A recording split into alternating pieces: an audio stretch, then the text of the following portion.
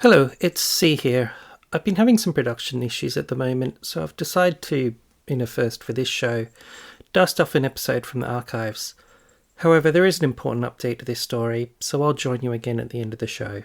But for now, here's the story of how a romance scam victim ended up in prison. A grandmother is being forced to spend 6 years in a foreign prison because of a long-running international scam. Is she the scammer? No, she's the victim. And what's worse, the police aren't even looking for the real criminal. This is the podcast that keeps you safe from scams, hacks, and frauds.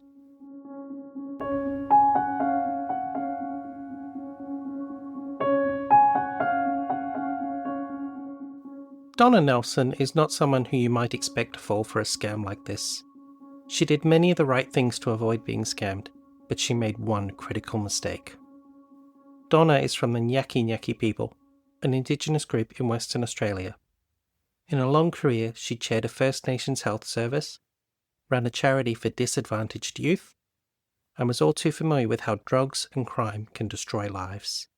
She was known for being generous, outgoing, and very involved in the lives of her 5 daughters and her grandchildren. She had her youngest child at 15, and after 20 years of marriage, and while pregnant with her 5th child, saw her relationship with her then-husband end. Her daughters say that this experience seemed to scar her, and it would be a very long time before she'd try again to find romance. But as she approached 60, with all of her children well and truly grown up, Donna began to find some time for herself, and that included visiting a dating website called Afro Introductions in 2020, where she met Kelly. Kelly said he was originally from Nigeria, but he lived in Japan. He told her he was a fashion designer with a store selling couture items. Over 2 years, they developed what seemed to be a legitimate romance. She revealed this to her family in 2022, and although cautious, the relationship seemed genuine to them as well. They would talk every day, including via video calls, and even had a good night ritual. Despite the distance between Western Australia and Japan, there is only a 1-hour time difference, allowing them to have the resemblance of a typical relationship, even if it was online. There was talk of Kelly opening a store in Australia and taking care of Donna, just as her daughters felt she deserved after a lifetime of working in public service. Now, around this time, in what may appear to be an odd tangent, Kelly started talking about an extension to his business. He wanted to branch out into suitcases. But not just any suitcases. They had to be of a particular size and style. Donna was excited to be part of this, providing suggestions to Kelly, but none of them were quite right. For the new year in 2023, it was decided that the pair would meet, and Donna's daughters insisted that she snap a picture of Kelly when they video chatted, and had him supply her with a copy of his ID, which, after comparing it to other Japanese residents' permits online, seemed to be legitimate. They also advised her not to send him any money or to share too many personal details. Although Donna did as they asked, she was also dismissive of her daughter's concerns and was full of excitement to meet the man she was sure was going to be her next husband. One of Donna's daughters even spoke with Kelly and left feeling that he was a nice person. To manage the costs, Kelly said he would arrange a flight itinerary that would take Donna first through the South Asian country of Laos. There, she would spend a few days in a luxury hotel before connecting to Tokyo in Japan. Now, if you're familiar with romance scams, you're thinking this flight is never going to happen. Kelly will call off after being sent some money by Donna. But this isn't your typical romance scam. Kelly had asked for no money. The flight was actually booked by Kelly. And Donna really did take a flight to Laos. It was only when she arrived in Laos that things started getting weird. Donna arrived at the hotel with no reservation in her name. Being a first-time international traveller, Donna was stressed and confused and threatened to go home.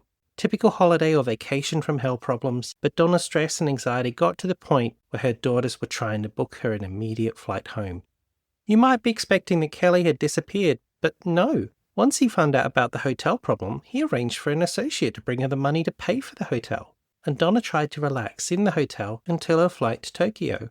It had seemed like everything had settled down and the plan was back on. 15 minutes before leaving the hotel to catch that flight, she received a call from Kelly. An associate would bring her a suitcase, a sample for the business, which made sense given that tangent from before.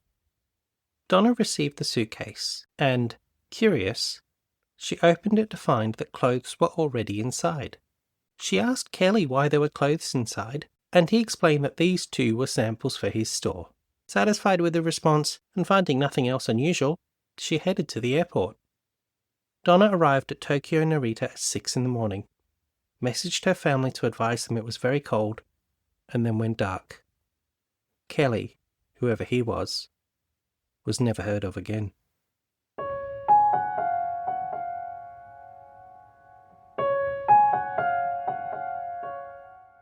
Donna's family didn't discover her fate until several days later.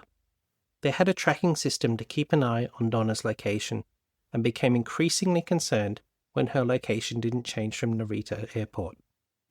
After a couple of sleepless nights, during which they were too anxious to eat or go about their daily lives, they accessed Donna's email, printed off everything they could find about her flights and Kelly, and took this to the police.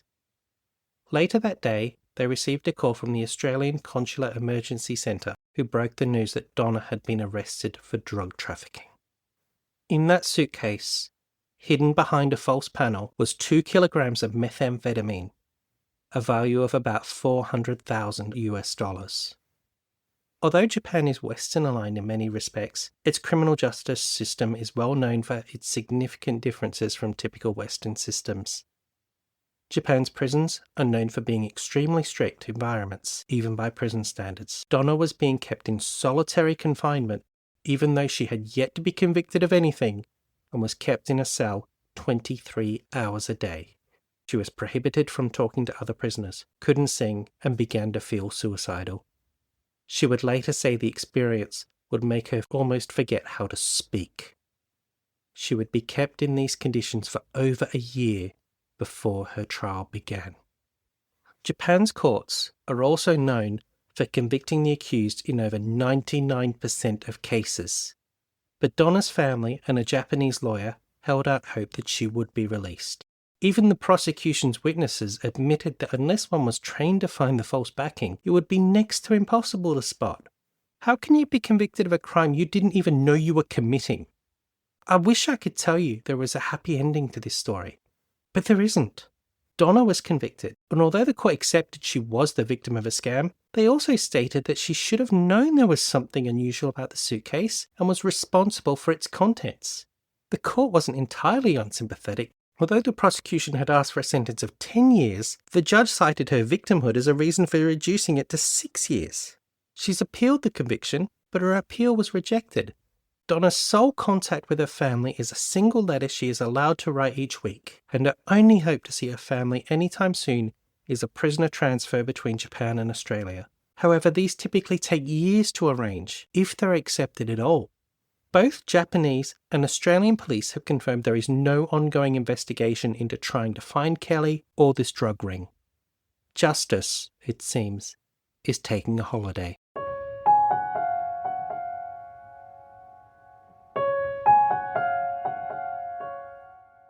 If you've ever travelled internationally, you've been asked by someone, and probably multiple times, if you've packed your bag and if anyone has asked you to put anything in it. This is why they asked that question.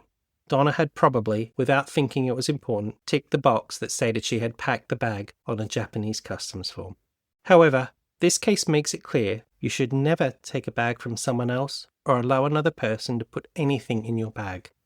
If you think Donna was naive for falling for a romance scam, remember that this scam had been running for 3 years before the trap was sprung. It appeared to be a genuine long-distance relationship. Donna was actually talking to this Kelly, they were having video calls, and she had what appeared to be his valid ID. If you're in an online relationship, these are the things you should be doing to prove that it was real. But as this case shows, it's not enough. I'm not going to tell you that all online relationships are fake. Mine started online, but be very careful in how you manage that first meeting.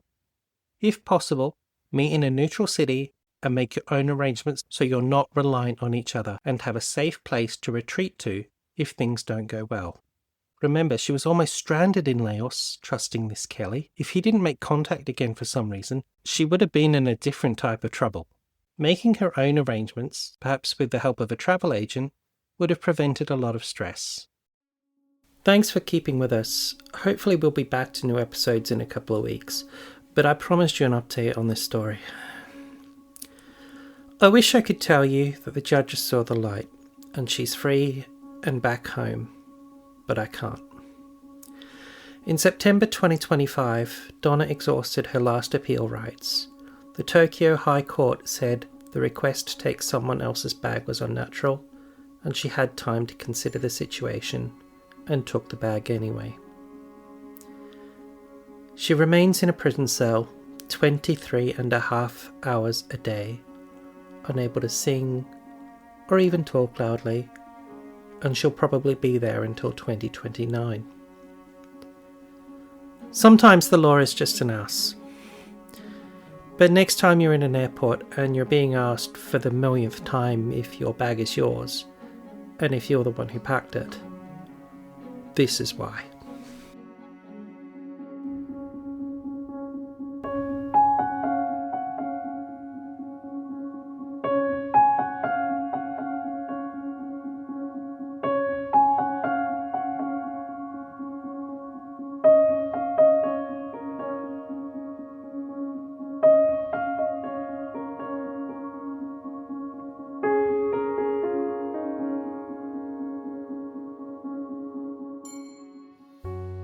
Scams, Hacks and Frauds is available for free under the Creative Commons with Attribution Share-alike license. If you are reusing our content, the music cannot be reused under this license. You can find more information and our previous shows, along with all transcripts, at www.scamshacksandfrauds.com.